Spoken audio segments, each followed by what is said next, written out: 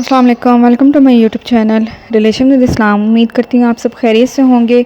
आज की इस वीडियो में हम पढ़ेंगे सही बुखारी की हदीस नंबर 89। आउज़ुबिल्लाहि मिनश्शैतानिर्रजीम, बिस्मिल्लाहिर्रहमानिर्रहीम। मैं और मेरा एक अंसारी पड़ोसी दोनों अतराफ़ मदीना के एक गाँव बनी उमैया बिन ज़ैद में रहते थे, जो मदीना के यूरोप की तरफ बुलंद गाँव में से है। हम दोनों बारी बारी नबी करीम सल्लल्लाहु अलैहि वसल्लम की खिदमत शरीफ में हाजिर हुआ करते थे।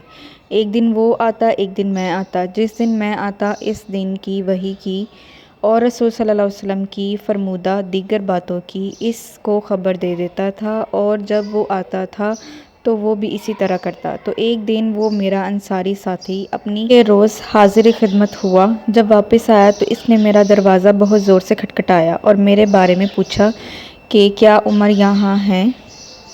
मैं घबरा कर इसके पास आया। वो कहने लगा कि एक बड़ा मामला पेश आ गया है, यानी रसूलुल्लाह सल्लल्लाहु अलैहि वसल्लम ने अपनी बीवियों को तलाक दे दी है। फिर मैं अपनी बेटी हफ्सा के पास गया, वो रो रही थी। मैंने पूछा, क्या तुम्हें रसूलुल्लाह सल्लल्लाहु अलैहि वसल्लम ने तलाक दे दी है? वो कहने लगी, मैं नहीं जानती। फिर मैं नबी करीम सल्लल्लाहु अलैहि वसल्लम की खिदमत में हाजिर हुआ।